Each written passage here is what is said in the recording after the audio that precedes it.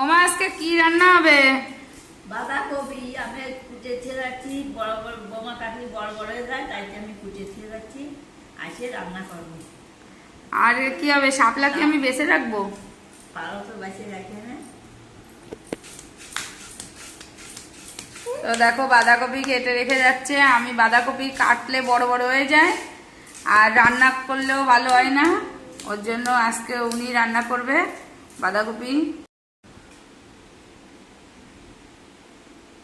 বাঁধাকপি কুচে ছেড়ে গেলাম।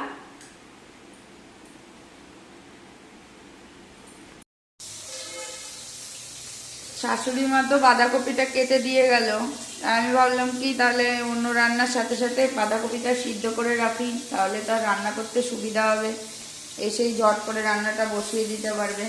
তাই আমি এখন বাঁধাকপিটা সিদ্ধ করব। সিদ্ধ করার জন্য কড়াইতে জল দিয়ে দিয়েছি, জলটা গরম হয়ে দেখো ফুটতে শুরু করেছে। এইবার এর মধ্যে বাঁধাকপিটা দিয়ে দেবো।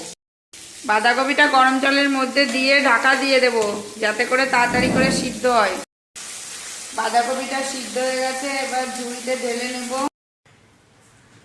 শাশুড়ি বাড়ি আসার আগে ওনার কাজকর্ম কিছুটা গুছিয়ে রেখেছি, মাছগুলো ভেজে রেখেছি, আলু ভেজে রেখেছি, আর বাঁধাকপি কড়াইতে সিদ্ধ করে এখন 12:30টা বাজে, আর শাশুড়ি বাড়ি আসলো বাঁধাকপিটা রান্না করার জন্য। বাঁধাকপিটা আমি ভালো রান্না করতে পারি না, তাই দেখো আলুগুলো ভেজে নিচ্ছে, বাঁধাকপি রান্না করবে তাই। বাঁধাকপি রান্নার জন্য মশলাটা কষিয়ে নিয়েছে, মশলা থেকে তেলও ছেড়ে দিয়েছে, এইবার আলু দিয়ে দেবে। এবার আলু দিয়ে দিচ্ছে, সাথে বাঁধাকপিও দিয়ে দেবে।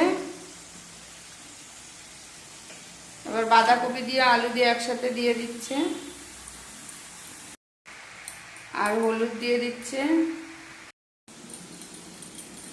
এর মধ্যে একটুখানি চিনি, গরম মশলা, ঘি সব কিছু দিয়ে দিয়েছে। এইবার একটু নাড়া দেবে, দিয়ে নামিয়ে নেবে।